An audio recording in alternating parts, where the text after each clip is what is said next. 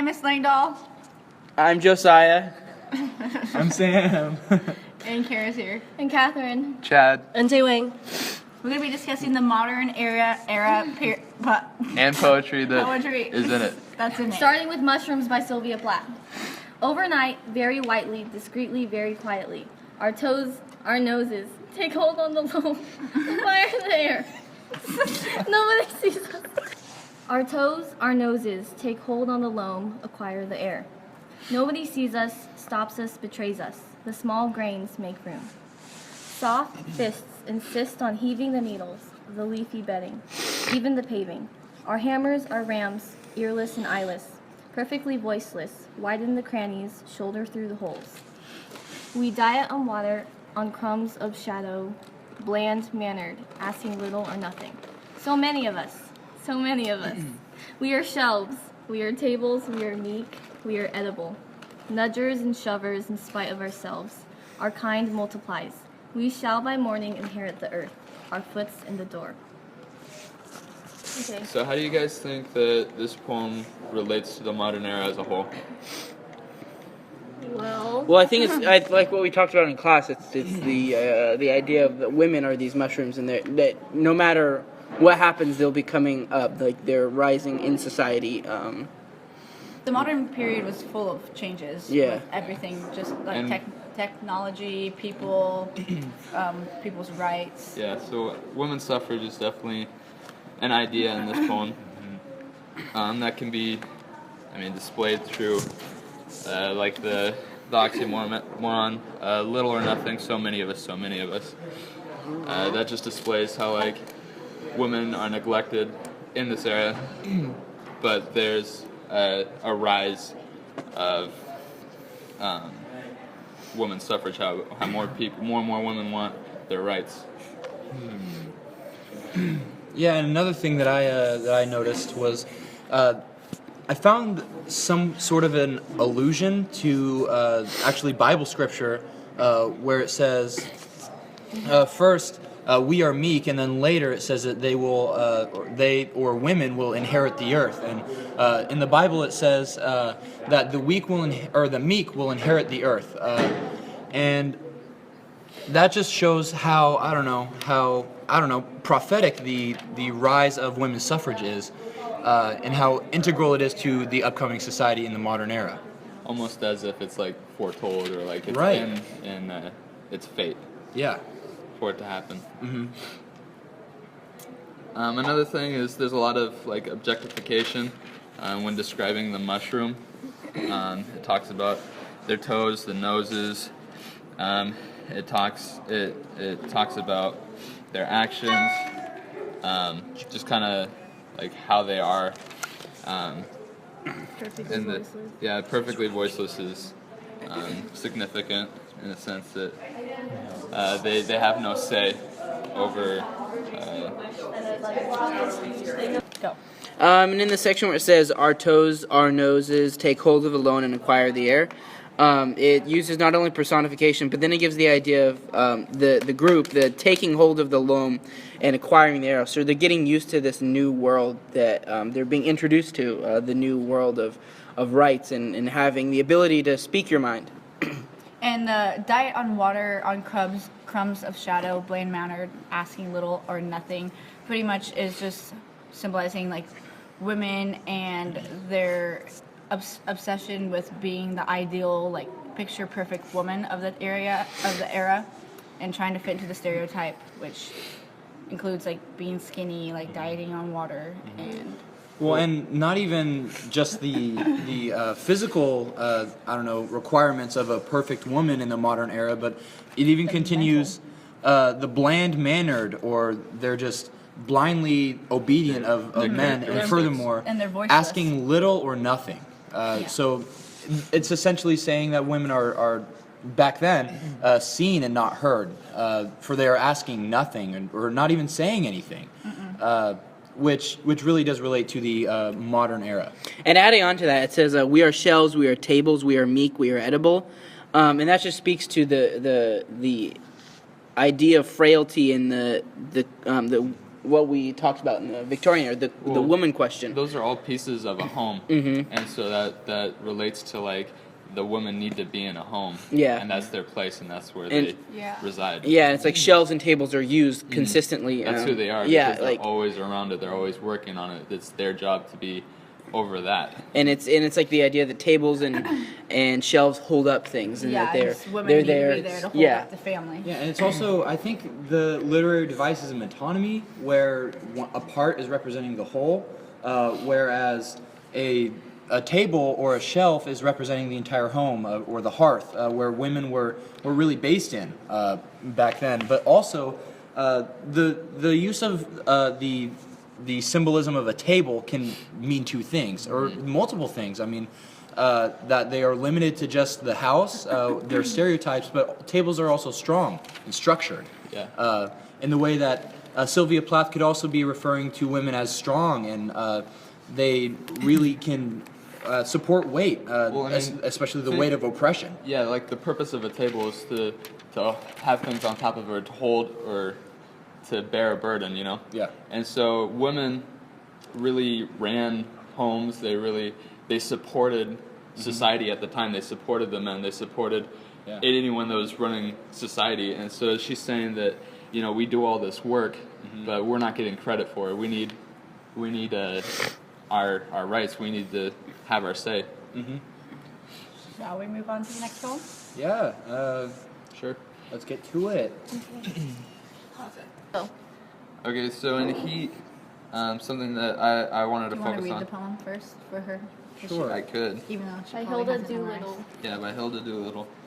All wind, rend open the heat, cut apart the heat, rend it to tatters. Fruit cannot drop through the thick air. Fruit cannot fall in the heat that presses up and blunts the points of pears and rounds the grapes. Cut the heat, plow through it, turning it on either side of your path. So, something that comes to my mind right away is the section where it talks about the fruit cannot fall into heat that presses up against blunts that presses up and blunts the points of pears and rounds the grapes. The first thing that came to my mind when I read that was the idea that when you have to live a certain way, or like you would dishonor like your ancestors or your family if you were to change your style of living, and how like the fruit that gets the heat is like the experiences you have that characterize you, and that you should live to be those bruised pears and rounded grapes. And if you're thinking about it, like the entire poem, there's no mention of any type of anything else besides heat and like pressure. And I kind of feel like that is symbolic of who we are. Stop it. Of who we are. Like we're constantly being pressed into, or molded, or shaped. We're constantly being like pressed or molded into the people that we want to be, or like we look at people. We idolize people. We want to be just like them. Like growing up, you get. Okay. But you start with what you were saying. But wait, don't we have to go back to the other recording? No, we can't. We're just gonna put them together. sessions have you guys got? Okay, we're recording. We're recording through one. Okay, we're recording. So Okay, so I researched a little bit about HD, or Hilda Doolittle, and it's been reported that she was bisexual and predominantly lesbian, which heat can kind of resemble her desires for women, and how society felt, how like the wrongness with a woman wanting to be with a woman, and bisexuality. Well, yeah, that idea of making it new. Yeah, could be shown through her sexual preferences, that she uses heat to symbolize her desires. Like straying from traditional belief, or Yeah, and okay. Well, one thing that I noticed personally was that I felt as though heat symbolized the tension that was really prevalent in the modern era due to the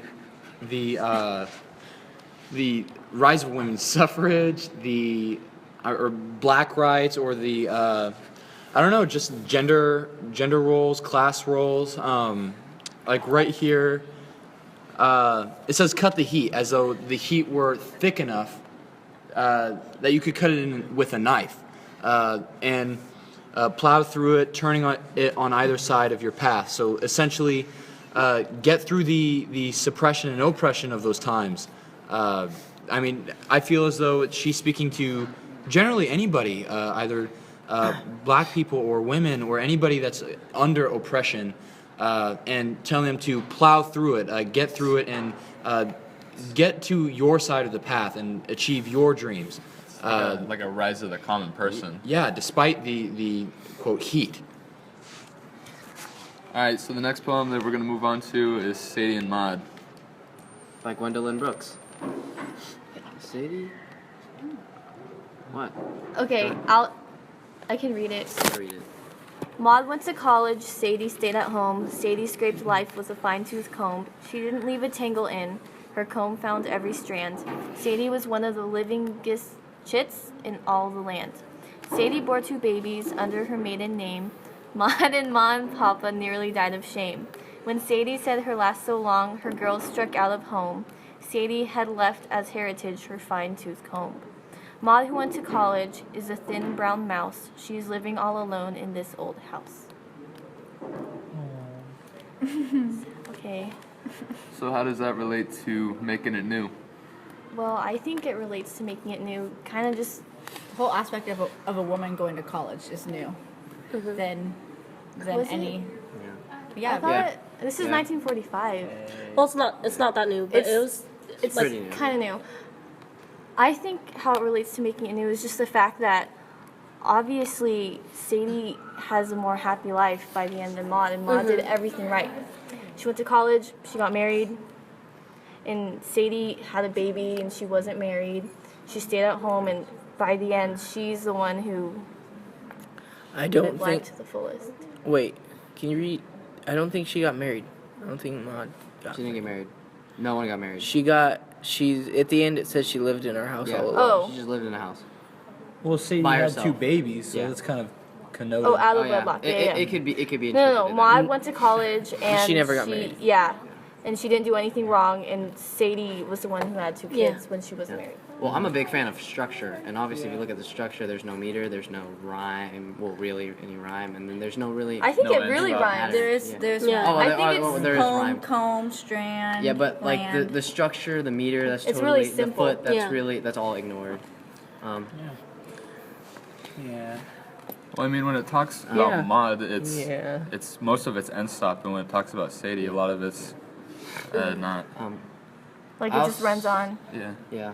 I- I also what do you like to think that- look at the racial aspect of it. Gwendolyn Brooks obviously being an African American woman during this era, and it references a Maud who went to college is a thin brown mouse.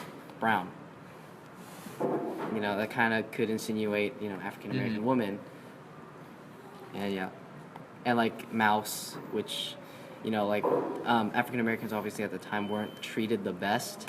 And they were Racial considered segregation. rodents, and they were considered Yeah. not human, So really. maybe even Yeah. the fact that Yeah. Maud, who like a person who was African American, Yeah. even if she did everything right, Yeah, she went to she's college.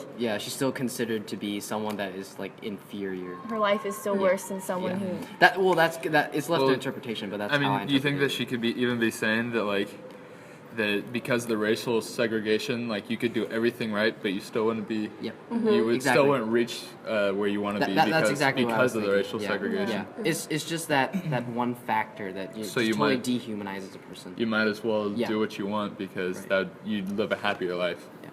And that's pretty much what Sadie does, right? Mhm. Yeah. Like, I think it's kind of interesting how this poem is primarily based on 2 women, and then it states that Sadie had 2 babies under her maiden name, so obviously the male wasn't in the picture, but it doesn't say anything about the guy. It's all on Sadie, and her parents they died of shame because of it, but she can't help the father's actions, and it's just pretty much that. It's interesting that she, as a woman poet, she focused on the woman and not like saying anything about like the guy's actions and how bad that. Stemming off of your idea, like you mentioned how like there's no male presence in the entire poem, and that could kind of draw attention towards women and just kind of like focuses on women's suffrage as well as the whole racial aspect of it as well. Well, the two characters are just a straight up comparison. Yeah. And it could be anything from like a comparison from traditional time periods to the modern era and the transition to like how it's traditional ideas are no longer being followed and people are more happier. Straying away from Doing what they want. Yeah. To segregation between the racial segregation between like white people and black people. That could be interpreted as well. Yeah. Yeah. There's also the comparison between like the gender roles, men and women. Just the lack of the male figure could be could insinuate that women at this time were kind of growing like sprouting and. Well, I mean, yet again, the part that we've been discussing, where Sadie bore 2 babies under her maiden name, or that she wasn't married, when she bore two children, and especially how you guys were saying the lack of a male in the poem kind of shifts the blame onto Sadie. Yeah. In the way that. We see in today's society, where if a girl gets pregnant, it's sort of her fault. Yeah. Yeah. That's what I was And trying to that's, get to. I feel like that's, that was even more prevalent in the modern era, and I feel as though Brooks is speaking out against that, and especially in comparison with Maud, who didn't have the babies, and she, although she kind of, Joe, help me out. What are you trying to say? I don't know. It's as though like Sadie bore 2 babies and her parents like died of shame. However, she almost seems as though she's better off. Yeah, she's living a life that she Yeah. wants to, because it's the idea that do you live the life to the expectations that society sets up for you, especially in the idea of the women.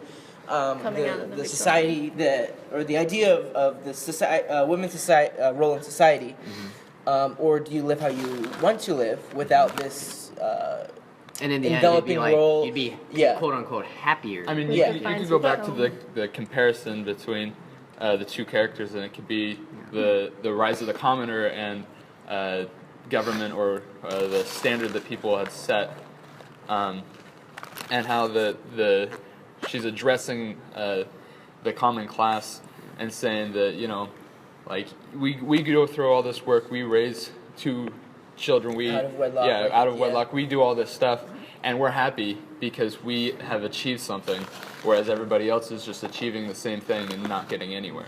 I think it all kind of goes back to when she says that Sadie lived life as a fine-tooth comb. Like, if you think of a fine-tooth comb, it gets everything. Yeah. So, like, living life, even the bad experiences, having them all is better than, Not having anything at all. yeah. Pretty much that Maud who went to college didn't have such a fulfilling life as Sadie, even though Sadie's life probably isn't as successful as Maud. And why do you think that Maud didn't have such a successful life? Like, what about her life? Well, she made did, but her- she ended up alone. Well, yeah, she but didn't, and she what, only what, did it. what made her in her life miss out on that happiness? I just think she didn't live for herself. She Yeah, lived for she was society. like forced into. She followed society's expectations too closely. Well, That was- if you go by doing something the same every time, there's no room for improvement. Yeah. It's going to be the same. But if you were to, on the other side, change, like do different things, you have that opportunity. Sure, there's going to be risks of failure and not being happy, but there's also that But you chance learn from it. You stem well, from yeah, it. you'll stem Yeah. from it. You learn, and ultimately you'll be happier, and it's like you have to experience being sad to experience being happy. The more sorrow you've experienced, the happier you can be. You can't have a sunny day without some rainy days. So, overall, since we've kind of in depth discussed Sadie and Maud, both of their lives and their trials, who do you sympathize with more?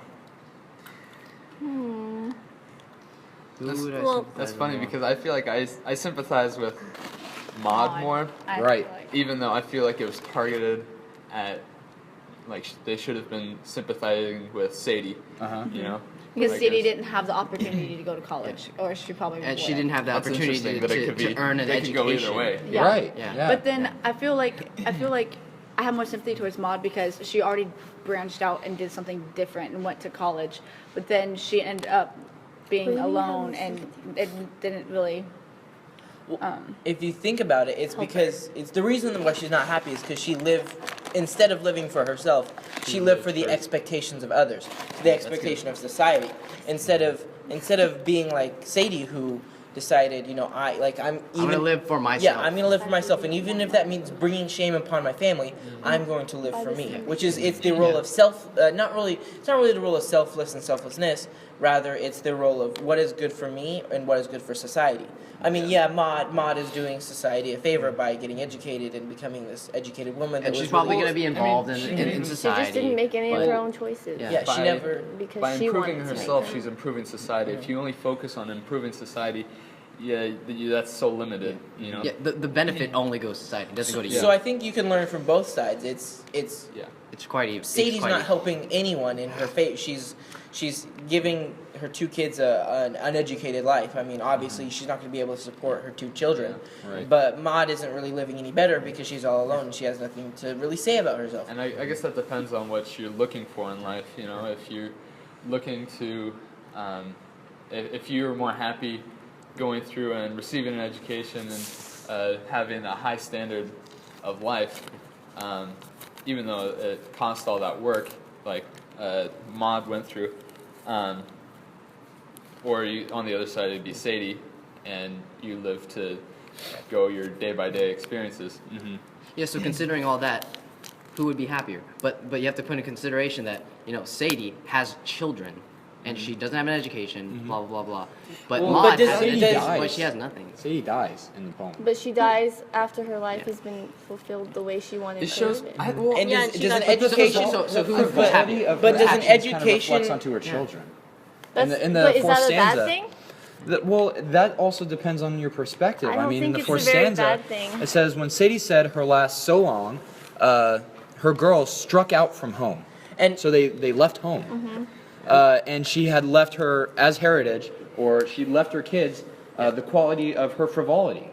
I don't think that's a bad thing. And she even says it so long, like it's not. It's like she's like, I've lived out my life. I have no regrets Right. for what I've done. It's Exactly. just so And, long. and she takes her leave. And I feel like her kids obviously Yeah. are going to be the same way. And I'm So who's happier? Yeah, and In going the back end. to that question, Danny, does education mean happiness? Yeah. Does an education that's and what I'm knowledge trying- equate Well, to I feel like happiness? it's displaying the risks of each side and how it's not typically viewed, and how, like, usually when you view somebody that leaves and goes Especially now, right? Yeah. Yeah. Or somebody on the other side who works hard, there's still that risk that you're not going to be happy if you're working hard and you're living this high standard.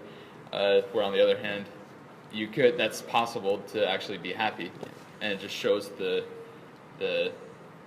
what people don't usually typically view it as, or how it would be.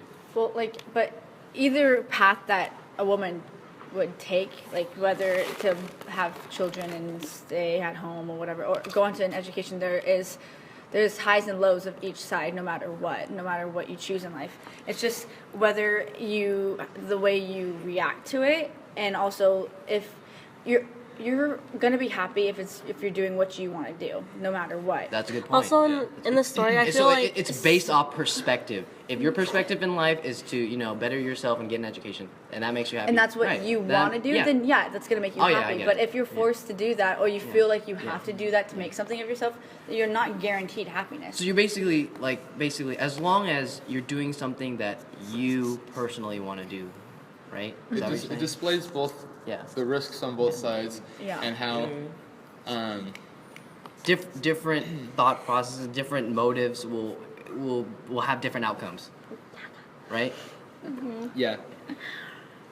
Because their motives are totally different, and the outcome is totally different. Yet they view it as right. Both of them view it as right. I mean, even Brooks could even be saying that, like, you shouldn't be doing what somebody tells you to do and just live a life the way that somebody else tells you to, because that could lead to ultimately unhappiness. You'd be living somebody else's happiness. Right. So live the life that you intended to Yeah. live, rather than live the life that someone else intends you to live. Exactly. Well, that's also a very modern, to conclude, Yeah. that's a very modern message. Yeah, because and they it kind didn't of- have the freedom yeah. back in the Victorian period before this. Like, women did not have the choice. So this They did whole what concept they- is make it new. Yeah. Yeah. Right. Well, that was a good session, guys. Can we talk Thanks about for- make it new? We really did. Oh, you guys They did? did. Yeah. Yeah, You no, guys we talk had- about we the had like origin? 8 minutes prior to this too. Oh, really? Yeah. So we're gonna combine the two. Yeah. Did you guys add Thanks Ezra? for listening, Ezra Miss Pound? Langdahl. We all love you. Bye. Bye. Bye.